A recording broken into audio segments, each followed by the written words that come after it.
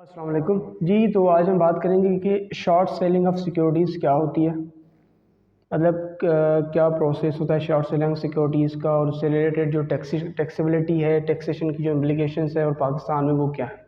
ठीक है, तो फर्स्टली आती है कि शॉर्ट सेलिंग जो होती है एक ऐसा प्रोसेस है किस चीज़ का, ये लैंडिंग और बोरिंग ऑफ सिक्योरिटीज़ इसे कहा जाता है।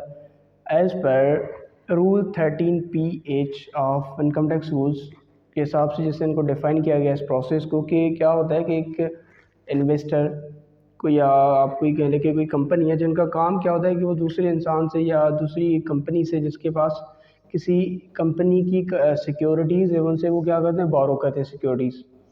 जैसे मैंने मिस्टर ए से जाके 1000 सिक्योरिटीज़ उसकी बाय कर ली कंपनी बी की, कि मुझे आप 1000 सिक्योरिटीज़ दे दें 1 महीने के लिए, 2 महीने या 5 महीने के लिए। एक हमने टाइम पीरियड डिसाइड कर लिया, कितने टाइम के लिए मुझे ये आपकी सिक्योरिटीज़ बोरो करनी है, और इस जो भी बोरोइंग पीरियड होगा उस पर मैं आपको एक इंटरेस्ट पे कर दूंगा। कोई अमाउंट मेरे को वो हम प्री डिसाइडेड कर लेते हैं कि हमें ये मैं अमाउंट आपको पे कर दूंगा, और वो सिक्योरिटीज़ क्या करनी, मैंने उस बंदे से बोरो कर ली।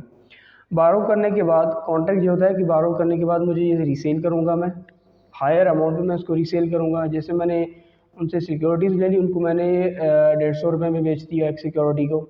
उसके बाद कुछ हालात की वजह से सेम कंपनी जो बी है उसकी सिक्योरिटीज़ की प्राइस कम हो गई, बिल्कुल ही कम हो गई। वो हम अज्यूम कर लेते 75 हो गई या 100 रुपये हो गई।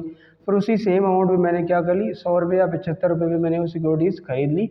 ख़रीद के जिस बंदे से इनिशियली हमने बोरो की थी उसको हमने वापस कर दी। तो ये होता है क्या, शॉर्ट सेलिंग का प्रोसेस। अब इस पूरे प्रोसेस में क्या होता है कि हमने पहले एक बंदे से सिक्योरिटीज़ ली, वो बेची, फिर दोबारा सेम सिक्योरिटीज़ खरीदी, फिर वो हमने उसको वापस कर दी। वापस करने के बाद हमने उसको एक फाइनेंशियल चार्जेस कुछ अमाउंट हमने उसको पे कर दिया। अब आते हैं कि इसकी टैक्सेबिलिटी क्या होगी इस पूरे प्रोसेस की, दोनों पार्टीज़ की, एक के जो बोरोवर और दूसरा जो लेंडर है। तो पहले हम बात करते हैं बोरोवर की।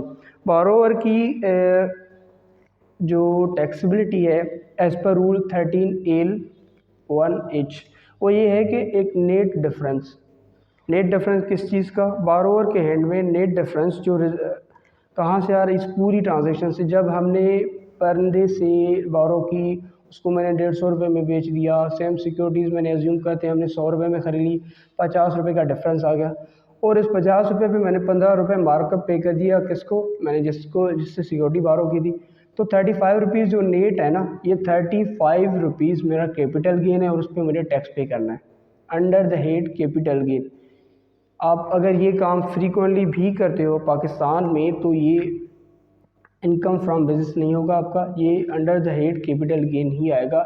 जो नेट डिफरेंस आ रहा है आपका, जो नेट इनकम आई है आपकी, वो आपकी क्या बन जाएगी, income from capital gain head. ठीक हो गया। अब इसमें एक बात और आ जाती है कि जब भी पाकिस्तान में आप ओपन मार्केट में एक ट्रांजैक्शन करते हो सिक्योरिटीज़ की, मार्केट बेस्ड ट्रांजैक्शन, तो उसमें आपको एक नोशनल अमाउंट या नोशनल एक्सपेंस के 0.5% ऑफ ट्रांजैक्शन आपको अलाउ किया जाता है एज एन एक्सपेंस, परचेज़ करने पे भी, सेल करने पे भी।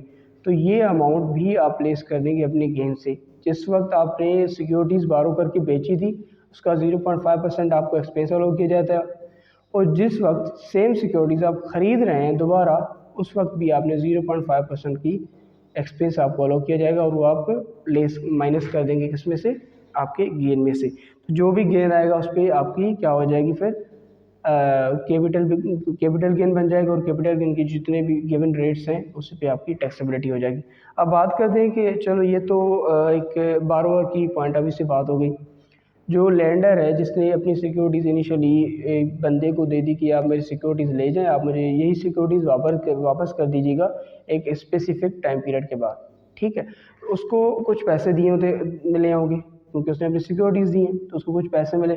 अब ये पैसे उसकी जो पैसे उसको मिले हैं, जो भी उसको अमाउंट मिला है, उसकी टैक्सेबिलिटी क्या है।